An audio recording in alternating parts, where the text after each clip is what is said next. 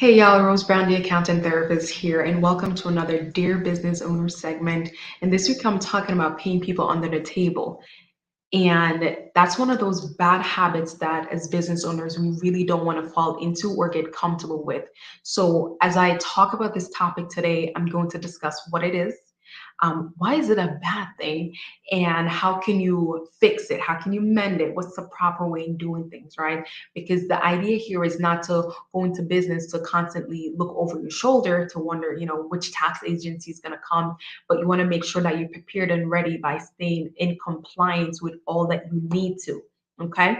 That being said, I am the CEO of Brownsville Fulfillment Consulting and Accounting Firm. And I am really excited to talk about this topic today because it's one that a lot of people overlook because they don't understand or they really don't want to do things the right way. But we're shining some light on this topic today. Okay. So, what does it mean to really pay someone under the table? Pretty much, or off the books, if you will. You're oftentimes it's either paying them cash or some way, somehow, where it's not necessarily detected. It's literally not recorded anywhere. And you're just paying them without taxes taken out. So you give them the cash, done, perfect. They've done their work, you gave them the cash, now they're off. Now, the thing with that is it's actually illegal in so many different ways, and it becomes very costly to you as the business owner and to the employee. So no one really gets away, right? At some point, if you're ever audited, there's a lot that can be at stake here. Okay. So it's like I said, it's a very bad business practice that a lot of people have going on. And we have to make sure that we're not in that place where we're doing that. Okay. So another reason why it's a bad thing is because if you pay someone, right? Let's say you paid someone $50,000 and you do not report it, that means you've paid them off the books. And ultimately, you're taking responsibility for paying that tax on behalf of that person. Because what happens is, if you pay someone $50,000 and you do not report it that you've paid them, that means you can't write it off as a deduction. Now, not only have you taken that hit for that 50,000, but now we're paying taxes, right? So you do not get a true benefit from paying someone off the books. It may be that, oh, they do great work or, things of that sort. But at the end of the day, it really puts you as the business owner at a disadvantage to how you're able to write things off. And don't, not to mention, if you're ever, again, in an audit, we definitely want to stay away from that. Another thing is if, say, for example, the employee is caught in this particular situation being paid off under the table and they have not reported this income to the IRS or the state, either agency can come back and say, okay, you did not pay us our Social Security and Medicare taxes. You did not pay us our state income tax the way you should have. Now, not only are you having to pay those taxes back, but now we're looking at penalties and interest. And when they see that this situation was intentional, that it was really fraudulent, you're now put in a position where they have pretty much no mercy for you. You're paying the maximum amount of taxes, penalties, and interest in a situation like that. And then when we look at it from an employer perspective, it's the same thing, right? You now have to pay all those back taxes that you did not pay on behalf of the employee, right? And any unemployment that you didn't pay on behalf of the employee, right? So those are two things already that works against both parties. And another thing to keep in mind too, let's say that person was working for you and they no longer work for you. They cannot go to the state and say, unemployment, I need unemployment. Because if they went to the state would say, well, we don't have any recollection of that. How can we pay you out of something that we don't have? Now, that opens the door for these agencies to come in and say, oh, this person said they work for you, but we don't have any records. Where did you report that income? Now it's a full blown audit, and now it's a lot more people being invited into your financial house, and you really don't want that, right? And this too is another reason why a lot of folks was not able to get the PPP that went out to companies, right? You didn't pay anyone on the books. The government have no recollection of that. Your books does not reflect you paying anyone. So you're now in a position where, oh, no, I can't get the benefits because I do not have any records to show that I've actually paid this person. Okay. Now, now that we've addressed why it's bad, what it is, now let's look at how to properly do it, right? So if the first thing to do is to just make sure you're following protocols, right? The rules and regulation, and it's not something that you want to try to just go out on your own and do. You want to connect with a professional to help you walk through the situation, because having an employee or a contractor, it's a lot of work, right? The things that you have to do, the reportings that are required of you, you want to make sure that you're doing it appropriately. The next thing is to make sure you've determined whether these individuals are employees or are they independent contractors. Now, there's not one definitive answer that can help to choose one or the other. You have to use the different characteristics that may classify an employee as an employee or worker as an employee, right? So an employee, usually they're clocking in, they're using company resources. Or an independent contractor, they're doing things on their own time, they're using their own resources. That's oftentimes the baseline. If you can differentiate that too, we're already where we need to be. But that's the first thing you need to do. Now, if you get to the place where you say, you know what, this person is actually an employee, you need to make sure before you begin to compensate them that you have them complete a Form W-4. When they complete that Form W-4, throughout the year, you're collecting taxes from their pay, giving them their net pay, and remitting it to each appropriate government agency. At the end of the year, you issue them their W-2. Great, no problem. But if that person is actually an independent contractor, freelancer, however you want to classify them, but for tax purposes, we have them as an independent contractor. In a situation like that, before that person begins to work for you, you want to make sure that they have completed their W-9. With that W-9, you hold it for your records, of course, and then at year end, you issue them a 1099 NEC. Generally, it's a 1099 NEC. Once you issue them that, then great, no problem. Now, when you issue these folks either their W-2 or their 1099, you're in a position where you're telling the IRS, hey, I have paid this person such and such. Now, you're then able to go ahead and write that off as a deduction. But of course, that means the person receiving the funds have to report it, because someone has to pay the taxes, right? And if you're writing it off, the person who received it now has to pay their portion of the taxes. And oftentimes that's the Social Security and Medicare tax, the employment tax, really. When you have earned income, you have to pay employment taxes. Okay, so that's the first part. We collect our documents, we issue our documents. If these two things, well, really, yeah, if these two things don't happen, you're now in a position where, oh, I've now paid them under the table.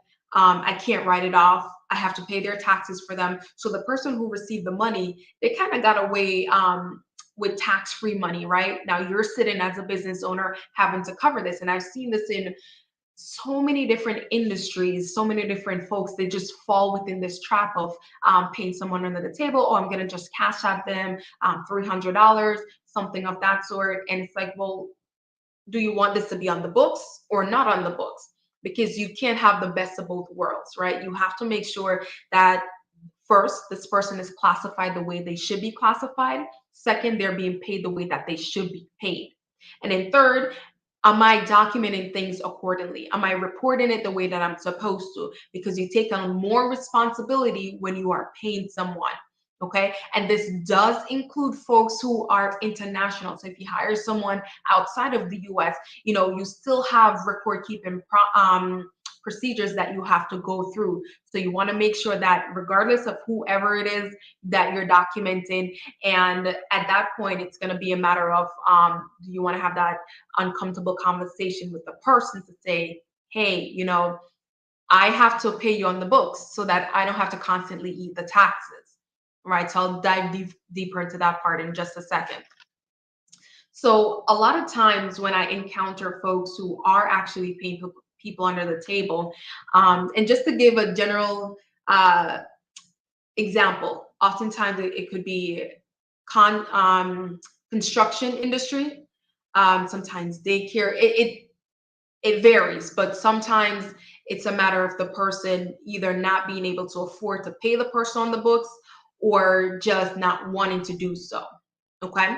So a lot of times the question comes after we, have this conversation and we say, this is not the correct way of doing things. It becomes a what if this circumstance? So I have two circumstances that I want to discuss today to kind of put things in perspective. And the first is, well, what if that person is not legal in the United States, right? They don't have their social security number and things of that sort. All in all, at the end of the day, as a business owner, you have to decide, am I willing to eat the cost, the taxes that are associated with me paying this person? Am I willing to eat that cost? Because that could be tens of thousands, especially if it's not just one person and you have a team of folks that you're paying off the books. You have to first have that conversation with yourself. Am I willing to accept having to pay those taxes on their behalf? The second part of that is if you decide, you know what, I'm not okay with that, you then need to have this uncomfortable conversation with the person, right? And it's going to be, hey, we need to figure out a way to pay you on the books. Now, if this person is not a resident of the United States, they can still be paid legally without all the extra stuff happening. Now, keep in mind, as I make this note here, you will want to contact your accountant if you are paying someone under the table, they're illegal, and you want to begin to pay them the right way. There are process and procedures that need to take place in order for them to be paid correctly, right? So if that person is not legal, they can acquire what is called an ITIN. Of course, again, that's a process that they need to go through. That ITIN allows them to have a individual tax identification number. So instead of that person having a social security number, they now have an individual tax identification number, which is what you would report how you're paying them under. You'll be able to go ahead and take out your taxes, remit it, and it does have its benefit on the other side for the person who is illegal, who may be seeking to become a legal resident. Again, this is a much deeper conversation that you need to sit with your accountant and have, okay? The next what if for a lot of people is, what if I don't want to show that I'm being paid this money because I don't want to affect my government benefits? Again, as the business owner, you respect that employees have their different things going on. But at the same time, as you sit, this is your lifeline, are you willing to eat those taxes on behalf of those persons? And again, it gets to the next stage where it's an uncomfortable conversation. It's either I pay you on the books because I can't continue to eat the cost associated with not paying you on the books. And then move on to the next, right? So it's a matter of, is that person willing to just do the proper thing and be paid accordingly? Or are you just comfortable with how things are and you'll just continue to just pay them as such, right? So you have to make sure that you identify whether or not you're willing to pay these taxes on behalf of the employee, okay? And really, what do you want for you and your business? And it sounds a little bit selfish, but you have to make sure that because if you're not here, that person can't have a job. If you're not here with your business, what is your lifeline looking like? So you don't want to put your neck on the line, your business, your reputation, everything on the line for the IRS or the state to come in and say, oh, you weren't doing this properly. Now you have to reclassify this person either as a employee because you pay them as a contractor. Now you have to pay employment taxes, and that can put you out of business. You do not want to put yourself in a position where you are at risk for being out of business because you didn't follow compliance in how you pay someone. So this is a wake-up call for a lot of people because a lot of folks are still paying people under the table. All right, so just to kind of wrap things up, I talked about what it means to pay someone under the table. So you're pretty much paying them either cash or cash app them, and you did not report it to the government that you've paid them. So you pay them under the table or off the books. I discussed why it's a bad thing, right? It can cost you as a business owner. It is illegal.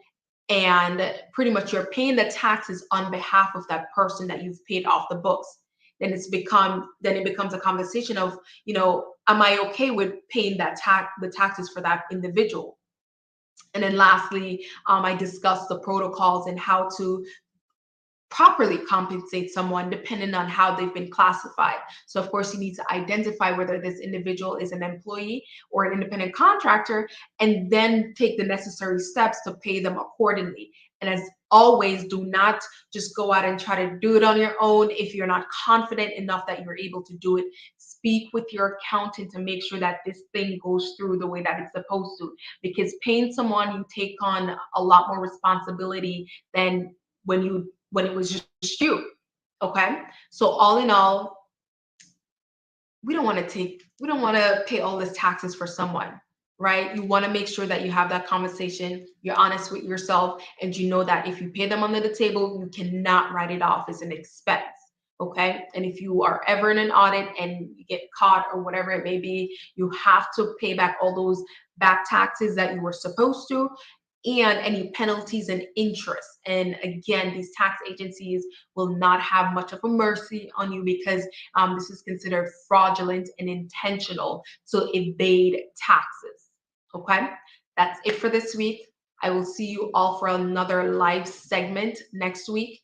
And of course, if you have any questions, you can definitely reach out. But again, this is a wake up call, not just for you, but for someone you may know who is paying someone under the table.